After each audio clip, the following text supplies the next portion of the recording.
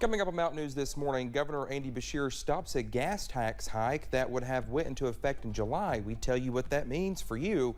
And Senator Mitch McConnell discusses possible gun legislation following a string of deadly mass shootings during a recent stop here in the Commonwealth.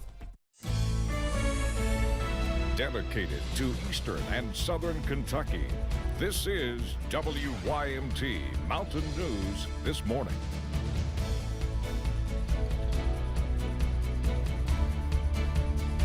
Good morning, 5:33 on this Friday morning. I'm Dakota Makris. Thank you so much for waking up with us. Let's take it over to Brandon for a look at our forecast. Brandon, I guess some rain went through, well, I guess at least Hazard last night, because I told you during a break. Well, when I finally made it to my car, it was wet. So, yes.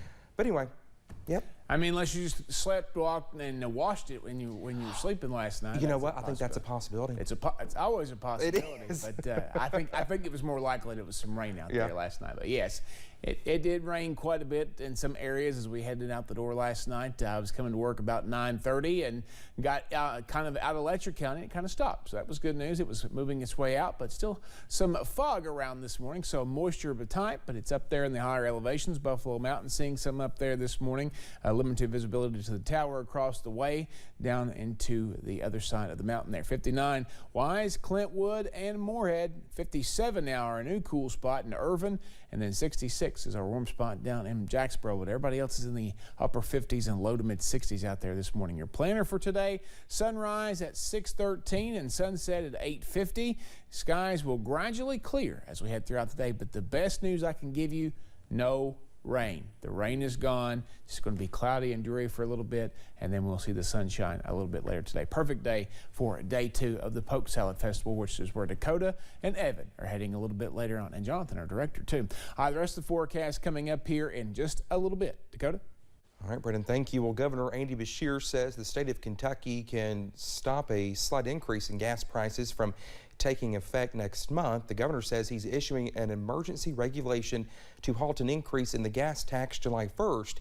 House and Senate leaders are questioning the move. WYMT's Phil Pendleton has more on what the regulation will mean for you. Marvin Miller is filling up his truck and jugs at the Frankfort Kroger. He's hearing about the governor's plan to halt the gas tax by 2 cents next month. They're going to pay one way or the other. I mean, you know, we need to use less gas and be more efficient. This is a step that we can and we must take. But Beshear says the emergency regulation will keep a trigger tax from taking effect next month that would have automatically hiked prices by 2 cents a gallon. It will ensure savings of Kentuckians at least up to the first part of January. That's when lawmakers returned, but House and Senate leaders are questioning the move. President Robert Stivers says the state law requires the Department of Revenue to administer the gas tax. Both he and House Speaker David Osborne say it'll have little impact. There are a number from several states that are asking the federal government to freeze the entire federal gas tax. Governor Beshear says he is among them, but he says it's not as simple as it might seem. What they've got to look at is whether or not that would save us money, or whether these corporations or foreign countries would just come in and pocket those extra dollars. With an average tank of gas holding 15 gallons, the freeze will save about 30 cents every fill-up. I think they'll just let it be. Kentucky's gas tax is currently 26 cents a gallon. In Frankfort, Phil Pendleton, WYMT Mountain News. Well, the governor also said Kentuckians need to remember certain programs are in place to help people struggling to pay for both gas and other expenses. Senate Majority Leader Mitch McConnell discussed the rash of mass shootings across the country on Thursday. The top Senate Republican says he believes a bipartisan group of senators could have a compromise on legislation addressing gun violence by next week. McConnell gave a hint about what that compromise could look like. So we're working, hoping to come up with a bipartisan agreement so we can pass something at the federal level that will actually target this problem. McConnell dodged questions on what specific types of gun restrictions he would support. That includes if he would consider backing an expansion in background checks or any further restrictions on assault weapons. He also would not say if he supports funding for mental health initiatives. House lawmakers are expected to take up legislation to ban military-style assault weapons. House Speaker Nancy Pelosi said she will put forward the bill as soon as next week. Lawmakers are putting together several pieces of legislation aimed at firearms, including the Protecting Our Kids Act package in the House Judiciary Committee.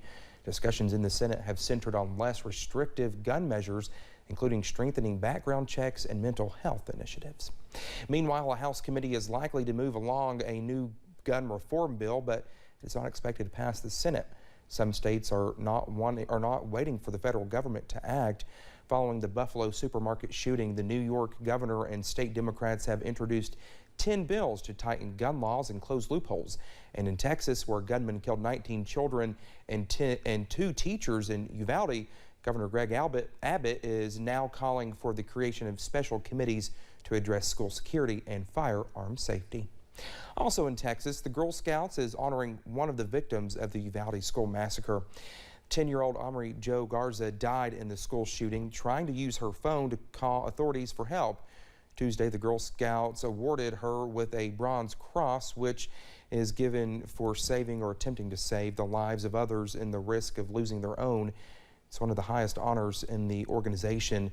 The Girl Scouts says it will also carry Garza's story to make sure her brave actions will endure for generations. 3 people are hurt after crashing into a building in Laurel County. Police say it happened around 3:45 Thursday morning on Enterprise Lane off 4th Street. The London Laurel Rescue Squad posted this picture on Facebook. Well, these officials say an adult and 2 teens were taken to a hospital. We do not know their conditions. Police say one of the teens was driving and charges are pending. A Whitley County man was sentenced to life in prison for violent kidnappings. 39-year-old Jake Messer was convicted back in February by a federal jury following an indictment in November 2020. Evidence suggests the kidnappings were motivated by an unsuccessful drug deal. That is where Messer and his co-conspirators took their victims to a trailer in Clay County, where they were held there for 24 hours. There, the victims were separated, interrogated, threatened, assaulted, and raped. The Archery Shooters Association takes place in Laurel County every year, bringing archers together from all areas and all ages. Our Jade Saylor went to check out day 1 and found out what to expect from the rest of the weekend. The Archery Shooters Association takes place in Laurel County every year, bringing archers together from all areas and all ages. A nice cross-section of people from around the country. We have classes for kids 6 years old, and we have classes for the big kids that are 80 years old. So we have a little offering for everybody. Everybody gets to shoot 2 rounds at 20 targets, and high score wins. There are several trailers with equipment set up around the venue where you can learn all about new gear. I actually come out here and see archery equipment that probably you're not going to see in your own community. There's a trailer around the corner from Lancaster Archery. They're the biggest international archery distributor company in the world. Aside from being a great weekend for archers, the event is a huge economic boost for London and Laurel County. Our understanding, based on statistical surveys done, is that this event probably has about a $2 million economic impact to the community. Archers come from all over the world to Laurel County for this event. Some have been coming for almost a decade. This was my very first ASA I ever shot, and I believe that was, I want to say, back in 2014. One of the big draws to this event is the 3D shooting targets placed on the course. And while it isn't the easiest, pros and amateurs enjoy the challenge. I just like shooting 3D. I mean, like I said, this particular course here, we're always on the power line, so it's dark tunnels, dark lanes, hard to see targets, so it's always a challenge. But I just enjoy being at these events. The event will continue through Sunday with competitions of all ages and levels. In Laurel County, Jade Saylor, WIMT Mountain News. Even if you are not into shooting or archery, you can still go to the fairgrounds and watch professionals, kids and everyone in between, while enjoying food truck vendors and trailers full of gear. Dozens of Kentucky and Southern Indiana veterans are back from Washington, D.C. today. The group of veterans left bright and early Thursday morning. They were able to take a tour of the World War II, Korea, and Vietnam memorials, as well as the Tomb of the Unknown Soldier at Arlington Cemetery. The honor flight for women is scheduled for June 11th. Well, turning now to weather, we've already seen some record high temperatures, and it's not even summer. We have more on how you can beat the heat and keep some extra cash in your wallet when it comes to your AC bills. Power companies are coming out of the harsh winter months and into a hot summer season, but that does not mean they slow down working. We do have quite a bit of construction. We have a lot of new consumers, new homes, new construction, commercial accounts that we hook up. And while they are busy getting new members on the grid and taking care of current ones, we're all trying to stay cool inside of our homes. Carol Wright with Jackson Energy Cooperative says they have members who turn their air conditioning on as early as April. She says setting your thermostat to 78 degrees can save you some cash. People have the programmable thermostats and they can control those with their smart device, and they can set them down to maybe 76 if they want it just a little bit cooler before they arrive home. Make sure your water heater temperature is not set at more than 120 degrees.